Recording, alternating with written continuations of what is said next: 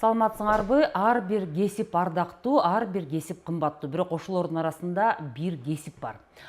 Бул адамдарсыз адам жашоосун элестетүү кыйын. Төрөлгөндө дагы мына ушул адистердин колуна түшөт. Тилекке каршы өмүрүнүн акырында дагы ошол адистер жанында болушу ыктымал. Биз бүгүн дарыгерлер жөнүндө кеп кылмакчыбыз. Студиябызга Ысык көл бириккен ооруканасынын жугуштуу оорулар боюнча бөлүмүнүн башчысы Курманова Айман Темиркуловнун чакырганбыз. Саламатсызбы? Саламатчылык. Биздин маек ушул бир жума мурун, керек болсо андан мурун дагы болжолдонгон, бирок тилекке каршы ушул убакыттын тардыгынан бүгүн жолугушууга туура келип атат. Анткени ушул медицина кызматкерлеринин күнүнө карата ушул медицинага өзүнүн 53 жылдык өмүрүн арнаган, жалаң жалындуу жаштыгын, кырчындай курагын күнү түнү эмгектенген эжекебизди ушул студиябызга күтүп атып, зарыгап атып чакырып алдык да. Себеби эмнеде? Жумуш чын эле ушунчалык көппү? Ооба, жумуш көп. Азыр эми жайкы мезгил болуп калбадыбы? Жайкы мезгилде сезон деп коюп атышат. Ар кандай ич өткөктөр, вирустуу инфекциялар абдан көп болуп, жашылчалардын көбөйгөнүнө байланыштуу ич өткөктөр да абдан көп, кайрылгандар да көп, жаткандар да көп болуп, ошол үчүн убакыт такыр.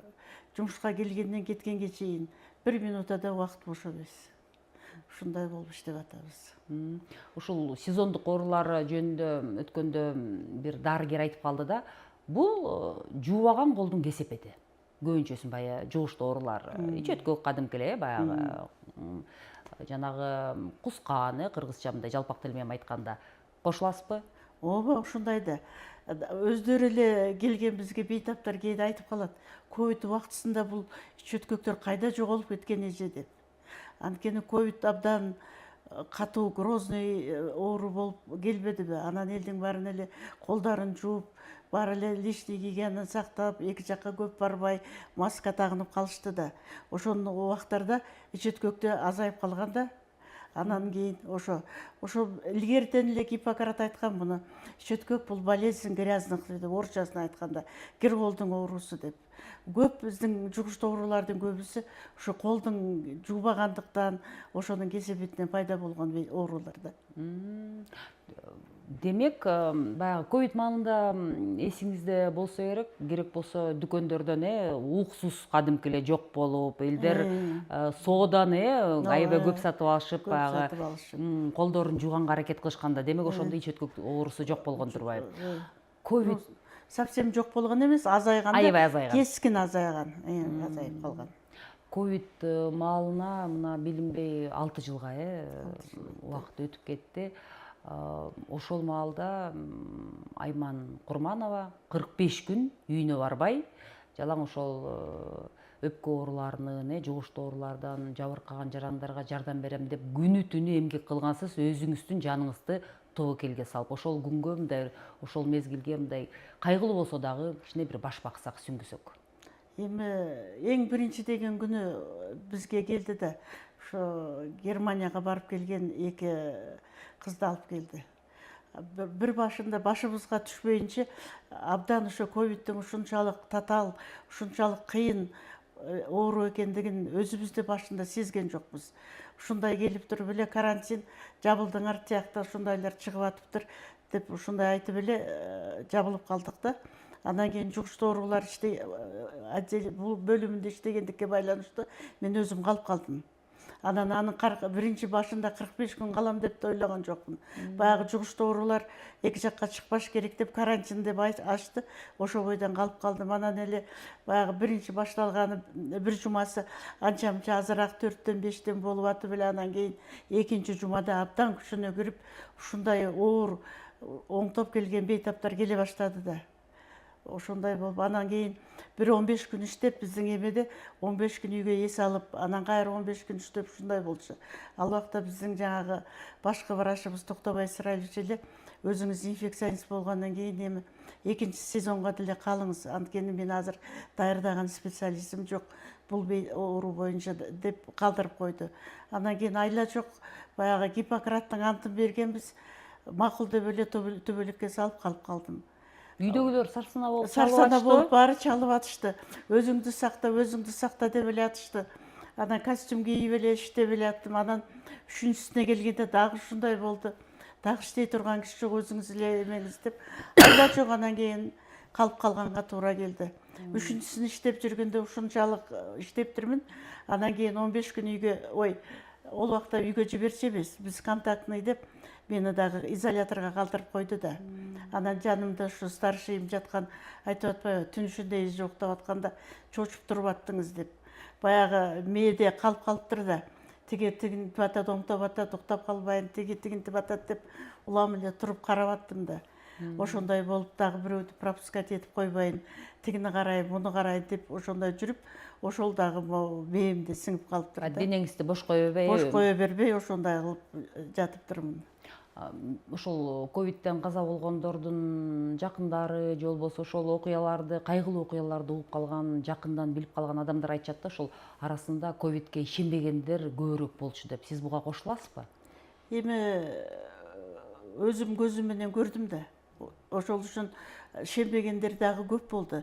Ар кандай башында өздөрү баягы самолечение менен заниматься этип өтүшүп кеткендер абдан көп келди да. Көрүнгөндөр самогон ичип атышты, дагы бирдемелер чыгып, ким эмне деп айтат, ушулар менен жүрүшүп. Анан кээ бир врачтар да өздөрүнүн билгендерин, биринчи башталганда бизде клинический протокол болгон эмес. Ковидти кандай дарылаганды деле болжол менен эле эме кылып аттык, бирок Бишкектен срочно баягы кеңешчилер, профессорлор чогулуп, анан кийин биринчи протокол чыкты. Анан кийин ал биринчи протокол дагы өзүн актабай экинчи протокол чыкты. Анан үчүнчү протокол ушинтип эле улам жаңыларды бизге кошулуп, муну мындай деп берип атты да. Ошол протоколдордун негизинде биз бейтаптарды дарылап аттык. Демек, биринчи, экинчи протокол туура эмес болгон. Туура эмес. Ал убакта да көп нюанстары болду. Анан кийингилерде улам кошулуп атып, үчүнчү, төртүнчү протоколдор менен ошо чыгылып атты да. Анан протоколу жок, врач КСВлар да өздөрүнүн баягы пневмония деп эле дарылатышып, көрүнгөн антибиотиктерди берип, же элдер өзү бизге келгенге чейин эле бири-биринен сурашат да. Врачтарга караганда баягы население бири-биринен кеңеш алганды жакшы көрүшөт. Ошоларды батыраак жасашат. Ушундай да болуп, көп өтүшүп кеткен случайлар болуп калды. Сиздин эсиңиздеги эң кейиштүү окуя баягы Жумурай журтту кичинекей дарыгер кыздын окуясы, мындай бир ил аттуу го баарын. Паркка да атын беребиз деп демилге көтөрүлүп берди окшойт. Анан ошол сиздин тажрыйбаңыздагы ошол күндөрдөгү мындай бир жанды кейиткен, жүрөгүңүзгө ушумалга чейин эстеген сайын бир зырп эткен окуя кайсы болду? Эми окуйга көп эле болду. Кээ бир учурларда ушунчалык эме кылып, анан кийин болду. Кээде бирдемеге таң калам да. Мен ошо баягы 15 күндөн кийин өткөрүп алдым да. Алсам мага өткөрүштү. Бүгүн ошо абдан өтө оор 2 бейтап бар. Балким түн ичинде кетип да калышы мүмкүн деп. Анан ошонун бирөөсү барсам давлениеси да түшүп кетиптир. Ушунчалык көзүн карай албай койдум да. Көзүн карасам ушундай жалдарап мени тиктеди. Үмүт менен. Үмүт менен. Анан жанында аялы да карап атыптыр. Бир малда давлениеси түшүп, ошо 3-чү протоколда бизге СЗП куйгула деген нуска келген да. Ошо боюнча СЗП куюп атам. Жанында аял отурду. Анан бир малда коркуп кетип, реаниматорду чакырдым да, кокусунан азыр кетип калар бекен деп. Анан кийин реаниматорго чакырсам, мени реаниматорлор бизге караганда көп андай случайларды көргөн да. Эми бирдеме болуп калса кокусунан кайрат кылыңыз деп айтып чыгып кетти да. Чыгып кетсе аялы аркасынан ыйлап коридорго чыкты. А мен болсо ошо кире албай эле, көзүн карай албай эле кыздар менен капыт этип атабыз. Анан кийин бир малда саат 5-те кирип туруп давлениесин карасам, давлениеси көтөрүлүп калыптыр. 70-50 болуп. Ушундай сүйүнүп кеттим да. Анан кийин эле баягыны куюп атабыз, бир малда 80-50 болду. Анан 90-60 болду. Ошо киши аман эсен айыгып кетти. Ошо Ак Суу районунда. Баягы кыргызда айтып коет го, ичер суусу болсо, кандай гана абал болсун аман калат деп. Ошондой окуяга өзүңүз күбө болгон турбайсызбы? Күбө болдум. Ошондой болду да. Ошондо анан ал ушундай эметкенде өзүм да аябай сүйүндүм да. Ушу эмгегимдин үзүрүн көрүп тиги кишини айыктаганга айыгып кеткенге. Аялы 2-3 күнгө чейин коркуп жанына ухаживать этип кире албай атты. Баласы келип ухаживать этип атты да. Ичер суусу бар, айыгып кетти. Бир үй бүлөдөн ошол аялы, баласы же болбосо жолдошу кетип калгандагы мындай бир окуялар болду. Болды. Бойында бар аял бүгүн эртең төрөп тургам дегенде де кетип калган учур болду. Ушул сиздин бөлүмдөн Ошо жерде биз иштеп аткан убакыттарда ушундай болду да. азыр ошол учурдан пайдаланып, мына жакында эле дагы бир вирусту айтып чыгышты, бир 2-3 ай болуп калды жазган маал. Эгерде ошондой билдирүүлөр болуп калса, эми анын бетин ары кылсын, бирок баягы маалыматы бар адамдын куралы бар деп коет го, мындай бир куралданган болот деп. Адамдын эң жарандардын биринчи кадамдары кандай болуш керек? Ушундай бир жугуштуу оорулар болушу мүмкүн, вирус күчөп атат деген тарибиздеги маалымат тараганда ар бир жаран, ар бир инсан эмне кылыш керек? Эми ошо азыр ошо айтып атат, жаңагы пароход менен эс алып бараткандар бир экипажда эме Аял күйөөсү деп, аял күйөөсү жаңагы кораблдын ичинде крысалар бар экен да. Анан крысалар балалап корабль жылуу ошо жерде. Анан бирөөсү ошону эме кылып кызыкканбы же бирдеме кылган, кармап алып көрөм деп, анан кийин ушундан бир кишиден көп киши заразиться этип кетиптир деп. Эми ушундай учурлар болгондо да жаңагы бизде күзүндө да биздин деле особо опасный инфекциялар кээде баш көтөрүп калышы мүмкүн. Биз учение кылып дайыма эле карайбыз да. Чума деген оору бар. Анын эмеси де жаңа тышкандардан, суурдан, кээ бир кишилер суурдатып алып, дарылыкка майын алып, этин жешип, терилерин да обработка жасап атпайбы. Андан кийин бул ушундай оорулар жаңагы азыркы айтып аткан вирус тышкандардан, крысалардан жугат экен, ошолордун пометунан жугат экен, ошолордун турган жерин ача калса, воздушный капельный путьпенде, контактный путьпенде жугат экен деп атат. Суурда ушундай. Суурду жаңагы союп тигинтип атса, колун кесип алып, же бир голый рука менен кесип алса, дагы жугуп калышы мүмкүн. Ошол убакта дайыма эле кай жерде болбосун баягы личный гигиенаны сактап, киши өзү баягы сак болсоң сактайм дейт да, перчатка кийип, маска кийип, ошондой кылып эме кылса, же анан кереги жок учурларда аларга тийбей деле койсо болот го. Жана өзүңүз айттыңыз самогон деп. Ошол ковид окуясы, жугуштуу оорулар күчөп басаңдап бүткөндөн кийин кадимки эле наркологический диспансерге кайрылгандардын саны эселеп өстү деген маалымат тараганда, анткени көп киши ошол самогон менен дарыланып. Самогондун чын эле дарылык баягы ошол ковидке пайдасы барбы экен? Жок, пайдасы жок. Бул эми алкоголь да. Баягы обезболивающий да, ичип алса ооруган жерин билбей калат. Менде деле мен эми ошо быйыл 53 жыл болуп атат. Жаңагы көп илгери жаш кезимде иштеп жүргөндө гепатит А деген абдан көп болор эле. Балдар көп ооруп жатат эле. Анан кийин эң биринчи жаңы иштеп жүргөн кезимде элдер жаңагы народный медицина деп коет го, биттерди. Балдарга нанга алып келип кыйнап балдарына 3-төн, 5-тен, 7-тен берсе, ошолордун понятиясы боюнча ашказанга барат дагы, анан кийин боордагы жаңагы вирустардын баарын соруп алып, чыгып кетет экен деген понятия менен бир убактарда ошондой да болгон. Бизде окуганбыз бала кезде. Анан кийин жаңагы эме дегендер, жаңа кичинекей мальков. Кешинде обход жасап жүрсөң эле, кешинде банканын ичинде малектор плавать этип жүрүп калышат. Эртемен келсең эле банка жуулуп эле көмкөрөсүнөн туруп калат. Ошондой, анан ошол жерден Мальковто да ошо гепатитте народный медицина деп бизге айтпай өздөрүнчө балдарын кыйнап жуктуруп жүргөн болду да. Анан ошо бир случай болду. Ошо Мальковто бир аябай глист болот экен да. Анан кийин ал убакта интернет жок. Биз анын кайсы экенин, анын дарысы кандай экенин таба албадык. Бир тяжелый гепатитпен ооруган жигит ошону жептир да, тиридей глотать этиптир.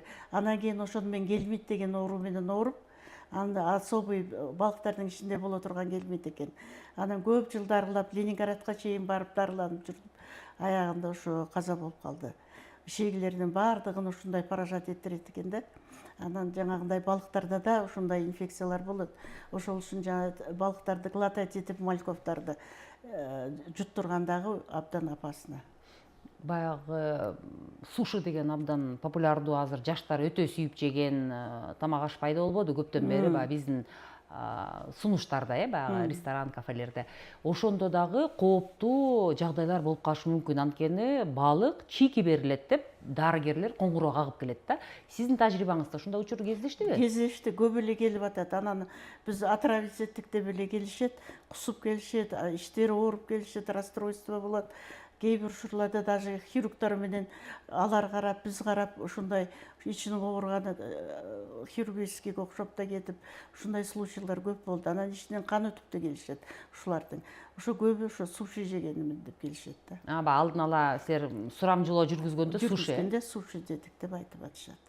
Демек жесе болобу? Текшерилген жерден же текшерилген жерден жеш керек да, аны текшериш керек. Эми азыр бизде санитарный отделенияларга көп уруксат бербей койт деп атпайбы? Жаңа ишкерлерди текшергенге. Анан ошол үчүн көп учурларда эми ар кандай случайлар өтүп кетип атат окшойт да. Элдер таза эмес, тигиндей мындай да кошо салтып, анан кийин арасында жаңагындай болуп атат. Гепатит аябай көп дейт. Акыркы жылдары. Азыр жок, гепатит А жоголду. Гепатит Б балдарга, азыр төрөгөн балдарга прививка жасай баштабады роддомдо. Ошол үчүн дагы азайды. Анан кийин бергиндей гепатиттерде сравнительно мен мурунку иштеп жүргөнгө караганда азайды, абдан азайды. Азыр ошо прививка алып атышат. Азыр жаңагы стоматологияны текшерип атышат. Анан шаблон көрүнгөн жерден жаңагы азыр көбүнчө бардыгы эле одноразовый шприцтер болуп калбадыбы? Мурунку кайнатып одноразовый жасашы. Ошондуктан азыр мурунга караганда сравнительно азайып калды.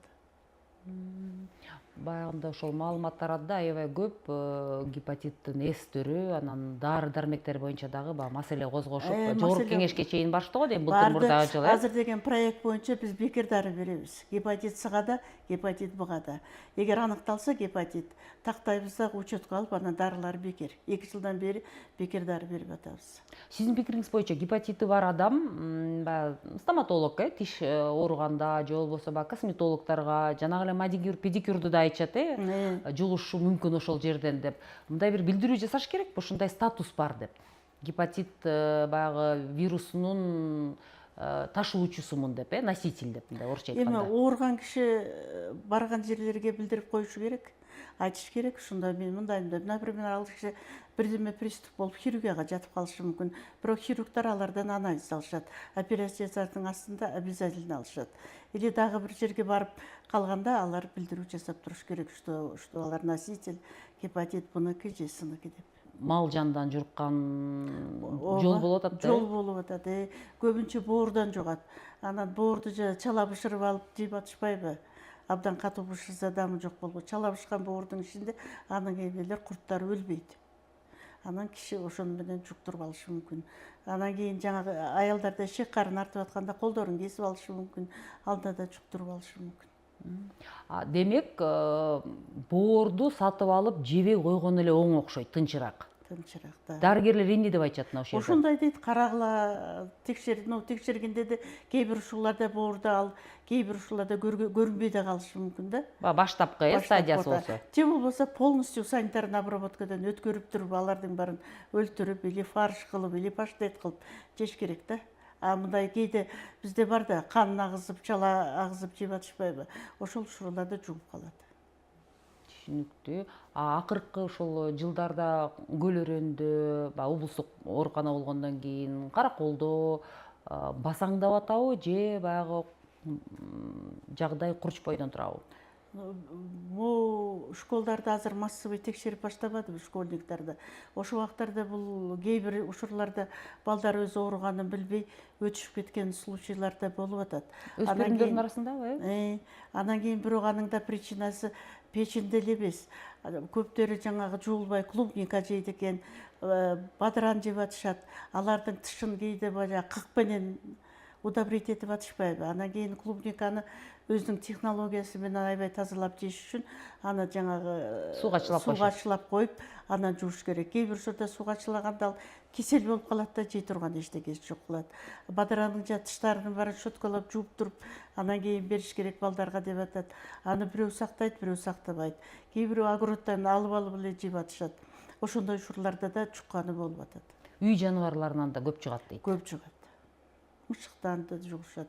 Кээ бирлер балдар мышыктарды жакшы көрүп, коюнун алып жатып өп эме кылышат, анан да көп оорулар жугуп калышы мүмкүн. Абдан кооптуу турбайбы? Теле көрүүчүлөрдүн эми көп эле ушул бизди Көл-Өрөнү көрөт, анан көп эле билет Айман эжекебизде канча жылдык тажрыйбасы бар. кандай мээрими менен мындай бир иш билгиси менен таң атпай ушул ооруканада жаткан бейтаптарды кыдырып ар бирине кеп кеңешин берип келет. Анан ушул жакында да жакшы жаңылык болуптур. Кыргыз Республикасынын Ички иштер министрлигинин түптөлгөнүнө 100 жылдыгына карата ушул Айман Курманова атайын сыйлык менен сыйланыптыр. Анан биздин каарман Кыргыз Республикасынын эмгек сиңирген дарыгери. Эгерде мындай маалыматтарда сизге керектүү болсо, жерлери, анда YouTube каналыбыздан көрүп кайталап алсаңыздар болот өзүңүздөргө. Улантсак, сиз азыр мындай бир өздүк темага кайрылалы. Казактын кызысыз, Кыргызстанга кайсы жылы кантип келип калдыңыз? Мен эми 67-жылы окуду бүткөндөн кийин Кыргызстандын медиасына өтүп түшкөм. Анан окуп жүргөндө ушундай случай болуп калды. Медиастын студенттерин Ош Капактага жиберчү. Анан ошо Ош Капактага барганда Политехнический институттун студенттери да барыптыр. Анан ошо кошуна жерде жатып калып, ошол убактарда жолдошум менен таанышып, анан кийин 1 жылдан кийин баш кошком. Окуп жүрүп. Ошо 4-курста баш кошкомда. Жолдошум кесиби боюнча инженер. Анан көп жылдар ошо өзүнүн кесиби менен иштеди. Азыр персональный пенсияда, анан кийин акын китеп жазат. Кыргызстан жазуучулар союзунун мүчөсү. 6 китеби чыккан.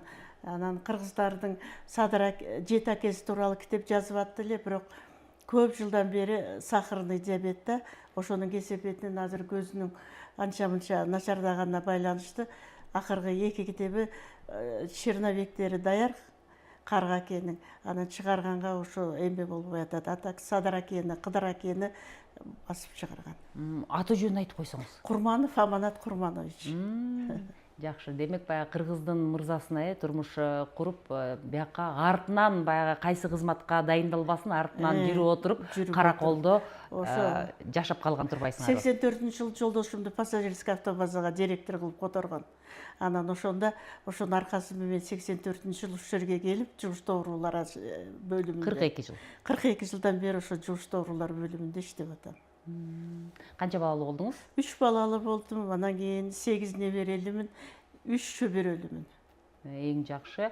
Алар атасынын баягы кесибинин жолун жолдоштубу? Техникалык, баягы адис экен, же болбосо апасындай болуп дарыгер тармагын тандаштыбы?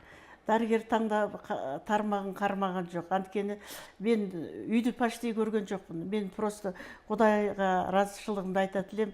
Мен балдарга мындай тарбия берип, эртең менен кетип, түн ичинде бизде жумуш жаман да, түн ичинде де чакырат, кетип калабыз. Анан менин ушунча кыйналганымды көрүп жүрүп, бирде балам медик болгусу келген жок. Ушу атасынын жолун жолдоп иштеп атышат. Юрист, анан кийин экономист. Абдан жакшы.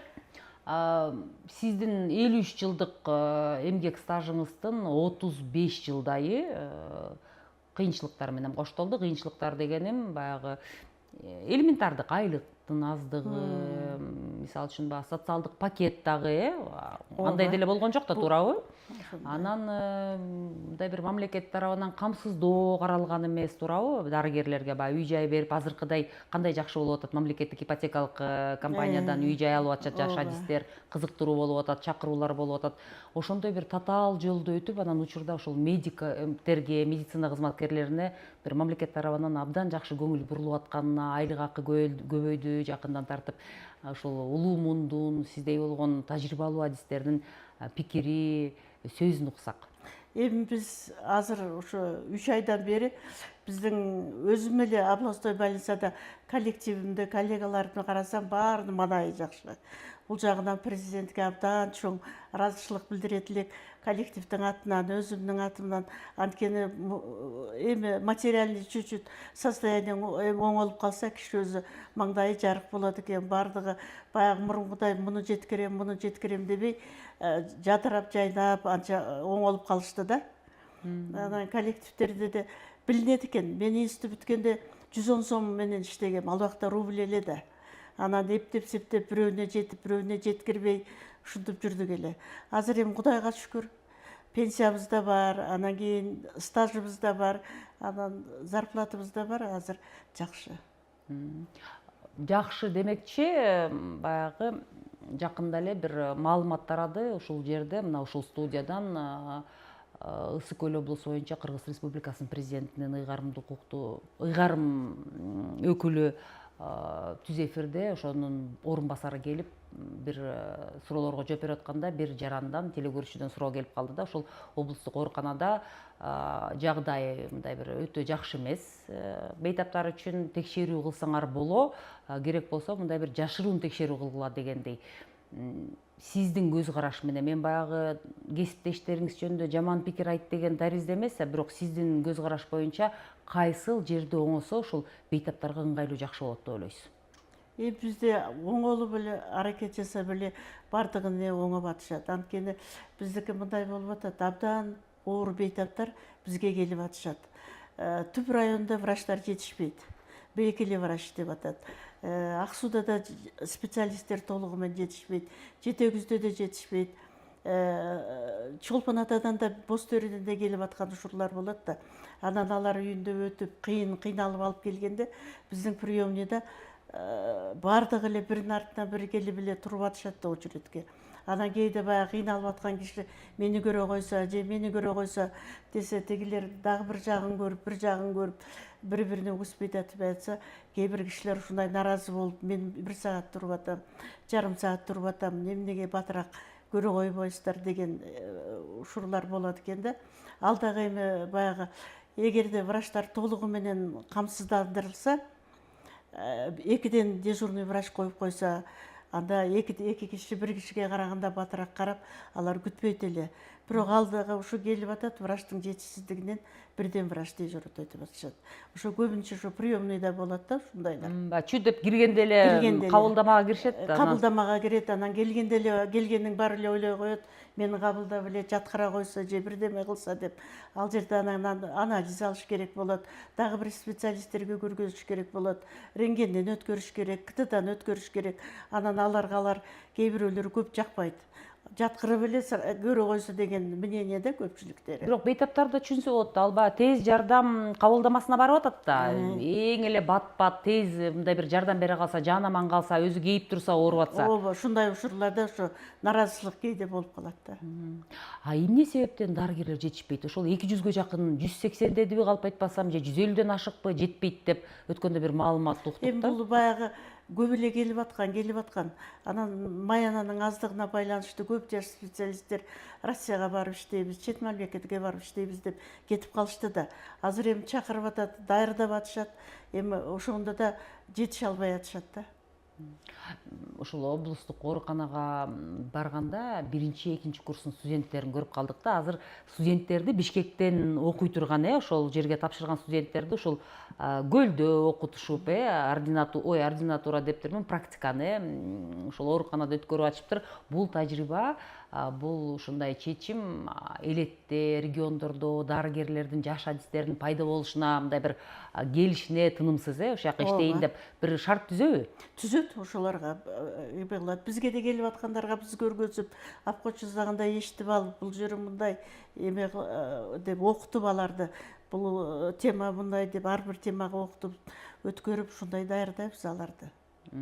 Окутуу сапаты кандай болуп атат? Окутуу сапаты эми Силерге келгенден кийин ординаторбу же жаш адиспесиңер дароо эле көрөсүңөр да, 1-2 сүйлөшкөндө эле, 1-2 бейтап менен эшитип жүрөбүз. Анан кийин убактыбыз болуп калганда отуруп алып, моундай теманы, например, азыр менде бир сложный бир бейтап жатат, кыз жакшы болуп калды. Анан ошону баарыбыз отуруп алып, кеңешип, тиягы тигиндей Бишкекке барып көп обследованиеден өтүп туруп, моундай болгон справка эмелер, анализдери менен келген да. Эмне менен жабырып калыптыр? Аты жөнүн атабай эле. Эми псориаз деген сложный, тяжелый формасы менен жаткан. Ошону баягы күнү дискуссия кылып, эмелер менен, ординаторлор менен, интерноврачтар менен дискуссия кылып, эме кылып түшүндүрүп, ушундай случайлар болуп калганда, ушуну эме кылып баягы биринчи эске алыш керек, мындай деп ушундай эме кылып турабыз. Псориаз дебекчи, ошол псориазды айыктырабыз, ушул кремдерди, ушул майларды сүйкөсөңөр жакшы болуп кетесиңер деп Instagram баракчаларынан, социалдык тармактардан көп жарнама чыгат да. Псориаз өзү тукум кууй турган оору, менин билишимче караганда, бирок ошол толугу менен ошондой крем майлардан айыгып кетиши ыктымалбы? Жок, ал сложный оору да, хронический оору. бул өнөкөт оору. Ал жерде диетаны сакташ керек, көп эмелерди сакташ керек, анан бир эле маз менен айыгып кетпейт.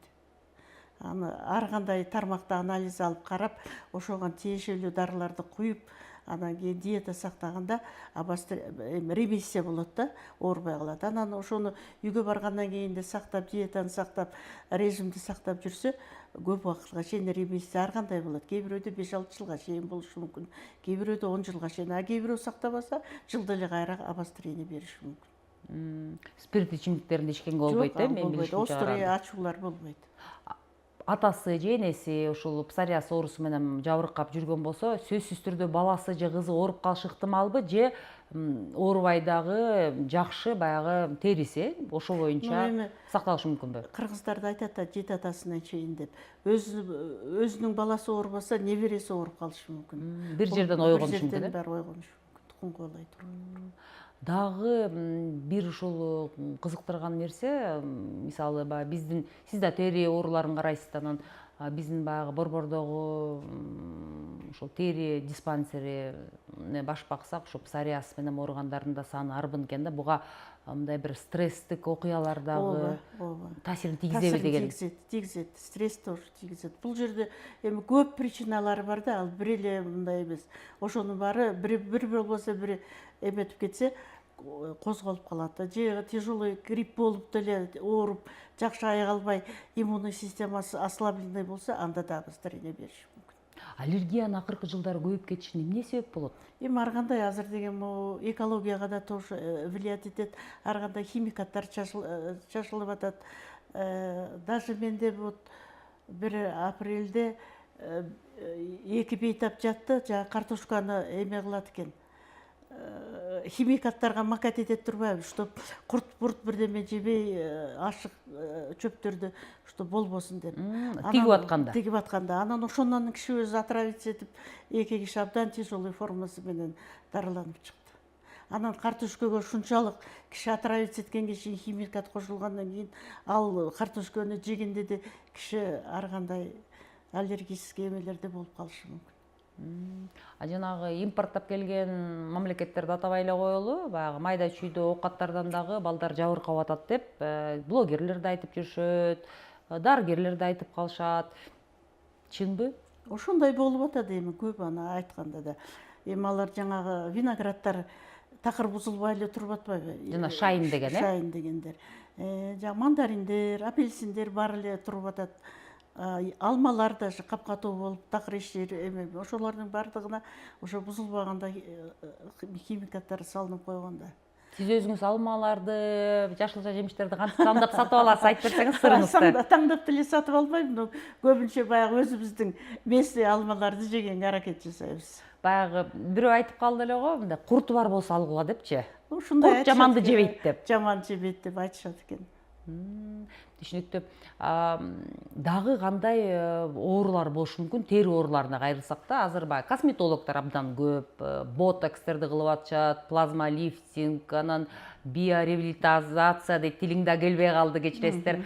Ошондойлордун түрлөрү бар, андан бир терс мындай бир көрүнүштөр менен жабыркап, терс мындай жапа чеккендер кайрылдыбы силерге? Анткени кээ бир мындай клиникаларда айтып калышат да, бул лицензияланган эмес препараттар, мисалы үчүн ар кандай тери ооруларына алып келиши мүмкүн, керек болсо баягы бет нервтерине дагы таасирин тийгизиши мүмкүн деген. Ошол сиздин тажрыйбаңызда ушундай окуялар болдубу? Эметип отравиться этип эле бирдеме болгондор кайрылган жок. Бирок могу тери оорулары абдан сложный да. Бейтаптар сразу эле тери бирдеме чыкканда кайрылбайт. Өздөрүнчө эле бири-биринен совет алып, өздөрүнчө маздарды сүйкөйт, ар кандай эме. Азыр деген дагы бир эме болду, көз ачыктарга барышат экен. Алар окуп берсе жакшы болуп кетет деген. Анан жүрүп абдан өтүшүп кеткен учурларда бизге кайрылган случайлар болуп атат. Кадимки эле жана лишай, опоясывающий лишай деп коет, кыргызча ошол оорунун диагнозун атын билбейт экенмин. Кадимки эле баягы мончолордон жугушу мүмкүн дейт. Кандай алып жүрүш керек өзү адам мончого барганда, коомдук мончого? Өзүңнүн мочалкаң болуш керек. Анан кийин көрөсүң да, астыңа койгондо отдельный клеенка или ушундай тазиктерди аябай жакшылап жууш керек. ошо бирөө менен соприкасация этпегенде же жана бирөө далымды жышып берчи дейт го, жок деп качыш керекпи? Качыш керек. Анан кээ бир мончаларда бассейн болуп атпайбы? Ошо бассейнге түшкөндө апасына анткени канча киши ал жерге түштү, анын суусун алмаштырдыбы, алмаштырган жокпу? А дагы ар кандай да ал жактан да жуктуруп алышы мүмкүн. Баса ошо бассейнден кадимки эле баягы мончодо эмес, мындай деле бассейнден мен өзүм 2 жолу конъюнктивит жуктургам да. Конъюнктивитти өз маалында дарылабаса, баягы ириңдеп жүрө берсе, кандай жыйынтык алып келиши мүмкүн? Осложнение калып келет да, көздүкү ириңдеп кетип ар кандай. Баягы бир мүшөк бар дейт, ошону да тешип анан операция жолу менен. Деп коет, ошондой кылып операция. Демек бассейнге барганда дагы текшериш керек ба? Эмне кылыш керек? Мына күн ысып атат. Бизде го эми баягы көл бар, бирок бассейндерде ачылып атпай туурабы? Анан биздин ошо рилстерде, башка региондордо ошо бассейнге көп каттаган жарандарыбыз, телекөрүүчүлөрүбүз көрүп калса, аларга кеңеш да, мына бассейнге барганда сууда хлор болуш керекпи? Эски сууну кантип байкап калса болот ушул жөнүндө? Эми жанагы жээктеринде көрүнүп турат да. Налет бирдемелер болот, көп киши түшкөндө суудан обычно кетет. Быр-сыр, Быр-сырлар. Ушуларын караш керек. Суу тазабы, стенкасы тазабы, ушуларга карап байкап туруш керек да. Эмдөө жардам береби? Иә. Эмдөө жардам береби? Эмдөө жардам берет. Көп эмелерде эмдөө жардам берет. Былтыр жаңа кызамык абдан көп болбодубу? Кызамыктар жаңагы отказники деп атпайбы? Биз отказники деп коюп, балдарына эмдетпегендер азыр көп болуп атат. Ошол мамлекет тарабынан да мектепке, сөзүңүздү бөлүп кеттим, кечирип коюңуз, мектепке албасын, эмдөө кагазы жок, баракчасы жок, кирбейт деген чечим чыкты беле, чыккан эмес беле? Чыккан эмес, бирок өздөрү врачтар ушинтип атышат, кагаз уруксат бербей атышат. Азыр кайра бардыгын эмдеп атып, азыр кескин азайды. Эмдегендер көбөйдү. Эмдегендер көбөйдү. Бул кадимки ошо гепатитке кайрылсак да, эмдөө бекер дейт, анан жардам берет деп элдер ошол кеп уктук да, жакшы экен. Жакшы жардам. Анан бул суроону эмнеге берип атам? Силер деле баягы күндө бир инфекция менен, эмдөө деген ошол да баягы организмге кичинекей бир инфекциянын миллиграммын киргизген. Силер деле эмделгендей баягы күндө эле ошол инфекция менен беттешип, алып бурушуп, күрөшүп атып, эмделгендей, эмдөөдөн өткөндөй да. Кантип туруштук берет организмге? Мисалы үчүн ОРВИ менен жабыркагандар, баягы респиратордук оорулар менен жабыркаган бейтаптар жаткан, мисалы үчүн палатага киргенден кийин силер да чүчкүрүп бышкырып баштайсыңарбы же организм ушунчалык көнгөнбү? Туруштук берип эчтеке болбойсуңарбы? Бизде күзүндө жугуштуу оорулар бөлүмүндөгүлөрдүн бардыгына вакцинация жасайт. Гриппке карата, вирусный инфекция баарыбыз вакцинация алабыз. Анан кийин кирип атканда маска тагынып алып киребиз. Одноразовый маска тагынабыз, чыккандан кийин таштап коебуз. Жаңагы санитарный соп деп коет. Правиланы сакташыбыз керек да. Сактасаң анан оорубайсың. Бир күндө көрөбүз да. Биз 20-30га чейин көрөбүз. Ошо байкайм да, бүгүн келип баары жөтөлүп чүчкүрүп атса, эртең деле ошол дарыгер келип анан карап аткан болот да, өзү баягы жакшынакай эле абалда. Демек, өздүк гигиенаны анан баягы коопсуздук эрежелерин сактаса баары жакшы болот экен да. Түшүнүктүү. Негизи дарыгерлердин бир күн иштеп, бир сутка, анан бир сутка эс алабы же 2 сутка эс алабы? Эми биздики мен күндү иштейм. Ал дежурствода тургандар ушинтет. Бир сутка, круглый сутка иштеп, анан кийин 2 сутка иш алышат. А биз күндү иштеген стационарныйлар күндү иштейбиз. 8ден 5ке чейин. Сиз дагы ушул 70тен ашып, 76да экенсиз, аябай жакшы көрүнөсүз, энергичный, күндө жумушка барасыз, күндө баягы бейтаптардын жаны үчүн, ден соолугу үчүн күрөшүп келесиз, анан энергияны өзүңүз каяктан аласыз? Машыгасызбы? Бирок күндө жумушта жүрсөңүз дейм да. Күндө жумушта жүргөндө мен өзүм ойлойм, ошо профессияны өзүм аябай сүйүп, туура таңдап алганмын го деп. Анан ошо бейтаптарга жардам бергим келип, ошо түн үстүндө деле звонить этип кыздарга тигинтип калдыбы, карагыла, тиги жерин карагыла деп ушундай эметип турам да, как-то өзүмө привычкага айланып калгандай. Жумушка барбаган, баягы кезектеги эмгек өргүү маалында болбой эле бара берген учурлар болобу? Болот. Айтып берсеңиз. Эми көп учурларда мен быйыл эме ойлоп атам. Полностью ошо 24 күндө биздики эс алам го деп ойлоп атам, анткени жанымда жардамчым чыкты, экинчи врач. Ошого чейин жалгыз иштеп жүрдүм да. Анан кийин 42 жыл. Жок, 42 эмес. Жетектегенден бери? Жетекте кей бир жылдарда мурун иштеп жүрдүм. Полностью чыгып жүрдүм. Кийин кездерде баягы врачтар жетишпей калды. Жалгыз иштеп жүрдүм. Ошондо бир жума берет отпуска, 2 жума беришет отпуска, ошондой болот. Анан биринчи жумасын бергенде эле күндүз түнү уктап эле эс алып, анан экинчи жумасында үйдөгү анча мынча оокаттарды жасап, анан кайра жумушка барып, ошондой күндөр болду да. Демек баягы каяка барайын деп атасың рейс алганга? Айлык жакшы, өзүңүз айткандай. Эми ойлонуштуруп көрөбүз үйгө. Биринчи жолу элестеткиле 53 жылда, Биринчи жолу ошо толук кандуу эс аламго деген план бар да. Эң мыкты эс алууңуз жакшы өтсүн. Анан негизи эле баягы жаштарга, ошол бизде көрүп аткан жаш энелер, негизи эле баягы үй кожойкелери тамак даярдоодо, тамактандоодо, продуктыларды, айрым азык түлүктөрдү мисалы үчүн пайдаланууда, ошол сиз дарыгерсиз, сиз күндө эчен окуяларды угасыз да, бирок бир мындай бир сиз билген, сиз байкаган бир мындай бир линия болот да, мындай сызыкчы. Значит, жакшы бышырбаптыр. Көргөндө элечи баягы кусуп келишет, мисалы үчүн ич өтүп келет, жакшы жуубаптыр деп. Ошол бир абдан бир өмүр бою эсте калчу бир кеңешиңизди берсеңиз да.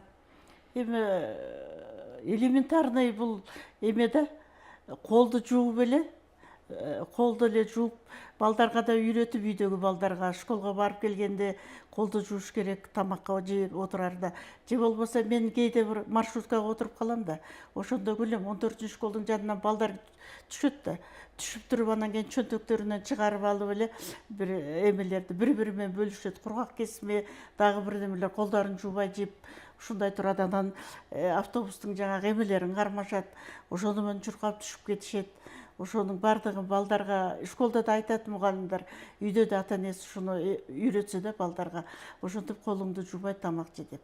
Анан ал бала үйүнө барып калып, ооруп калышы мүмкүн.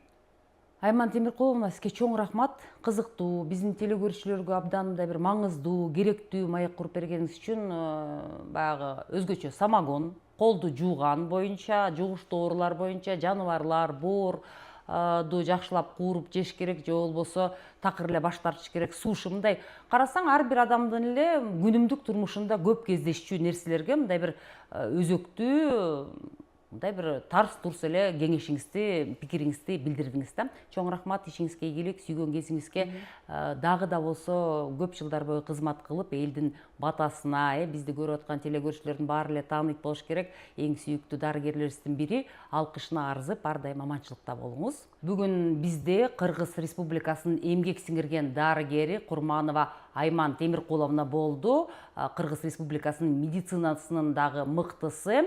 Биз менен 1 саат аралыгында кызыктуу маекке күбө болгонуңуздар үчүн чоң рахмат. Эч качан оорубаңыздар, саламатта калыңыздар.